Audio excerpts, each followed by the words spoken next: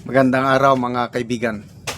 Bigyan natin ng reaction, opinion itong Facebook reel posted by Pinay sa Belgium.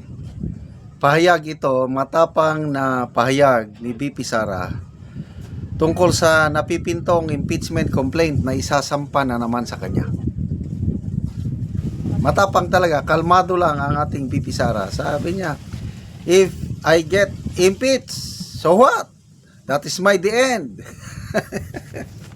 Tapos, sabi niya. Parang relax lang siya. Sige, impeach niyo ako. So, saan nanggagaling yung kanyang confidence? Because of her character, yung leadership na hindi ko nga piniling naging presidente. Pwede na akong magpresidente noong 2022. Kailang ayaw ko. Vice President lang. Impeach ako, sige. Impeach nyo lang. So, hindi siya kapit to ko. Kaya, relax lang siya. Doon talo ang kanyang mga kalaban. Dahil, iba ang karakter nito ng ating minamahal na BP Sara. O, pakinggan natin siya. Then that is my end. Tapos. Tapos.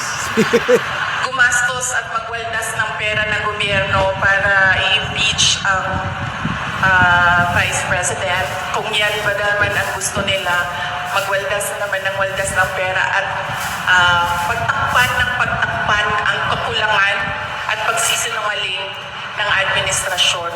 Para lang hindi mapansin ng mga tao na maraming mga pangako ang napako ay babanatan nila ako. And then they can try. And then let's see. Let's diba? see. If I get impeached, then that is my end. Tapos. Gumastos at magwaldas ng pera ng gobyerno para i-impeach ang Vice President. Kung yan ba naman ang gusto nila, magwaldas naman ng waldas ng pera at pagtakpan ang kakulangan at pagsisinungaling ng administrasyon. Para lang hindi mapansin ng mga tao na maraming mga pangako ang napako ay babanatan nila ako. And then they can try. And then let's see. Diba? If I get impeached, then... Yan. Gagastos pera ng taong bayan para i-impeach si BP Sara. Dalawang kongresista na, credible congressman, nagpatutuo niyan. Una si Congressman Toby Chanco, binulgar niya yan na talagang pinilit nila na iparelease. Pinilit ni Martin Romualdez na iparelease ang mga pondo. Kasi nakakomit na daw yung nakaperma. Pumayag naman ang Malacanang. Release ang mga pondo na sana for later release. May mga strict guidelines bago ma-release. Kaya lang, mas importante sa kanilang impeachment, kaya ni-release yung pondo. So, happy ang mga pumirma. Bago lang pinatotohanan ni Congressman Edgar Erese, may Deputy Minority Floor Leader. Sabi niya, yung mga aliado ng Pangulo, gusto nilang siraan si BP Sara, kaya nagkaluko-luko ang ating pondo hanggang namihasa na sila. Kaya grabing budget insertion na nangyari sa administrasyong ito. 1.2 trillion pesos ang total budget insertion for 3 years. At ang main objective, i-destroy nila si BP Sara.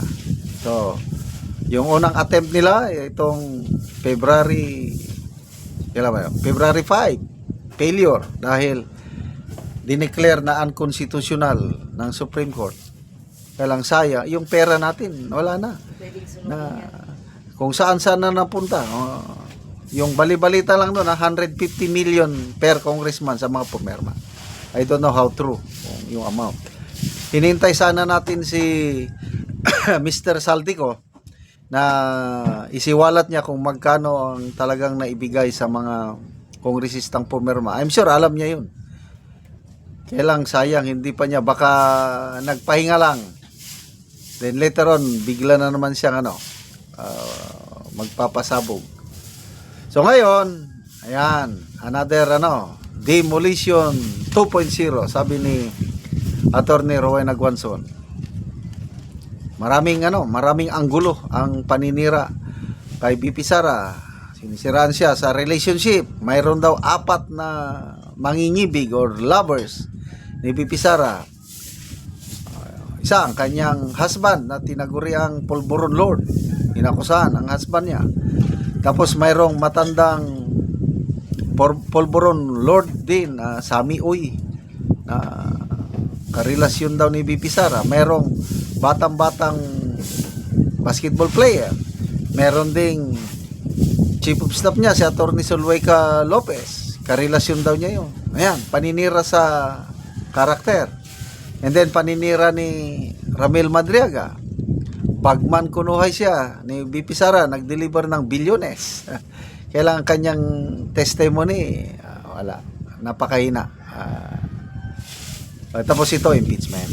So, yung mga kasong plunder na isinampa kay BP Sara sa ombudsman, pag ma-actionan niya ng ombudsman, isasubmit na sa impeachment court, magiging ebidensya na yan. So, uusad na ang impeachment.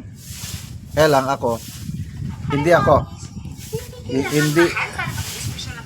hindi ako natatakot sa kahit anumang impeachment na ibato nila kay BP Sara.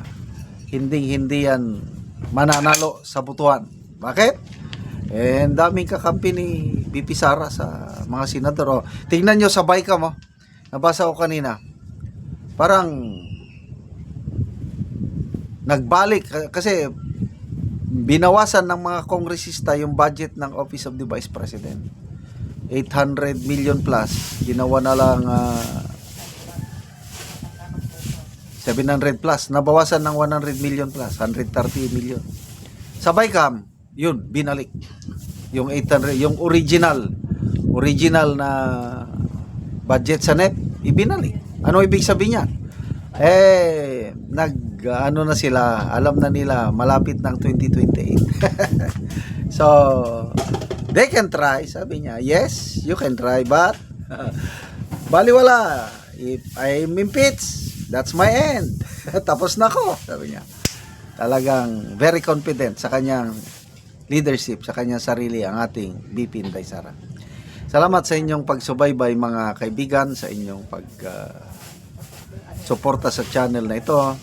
Nakakatulong kayo ng malaki sa tribong Talandig ng Bukidnon dahil ang sweldo natin sa channel is pantulong sa tribo. Namimigay tayo ng livelihood assistance sa kanila, nagpapatanim ng saging lakatan at Arabica coffee. Panoorin nyo ang video na ito. Nami sa among kape mag-aabono mi. Muna ni ang among kape nga unom na kabulan. So among giabunuan naa nay mga bulak Makita na gid nato nga naa nay mga bulak sa among kape nga unom na kabulan.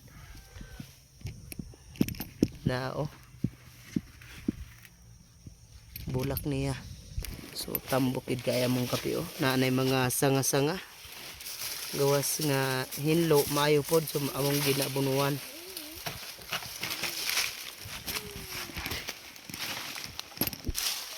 Kining among kape nga una namong tanom 700. So 3,100 tanan. So makita ginato among kape na anay mga bulak. Kaluoy sa Ginoo hapit na gid mamunga. Ug karon gawas sa among tinanom nga kape. So ang among lakatan pod namunga na. So among pagaputoson para gyud nga sinaw ang bunga.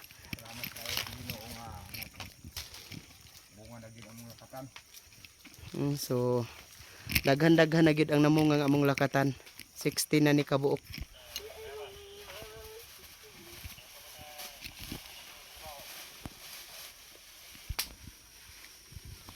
So salamat kayo sa Ginoo ug sa nagsuporta sa among pagtanom og lakatan og sa kape.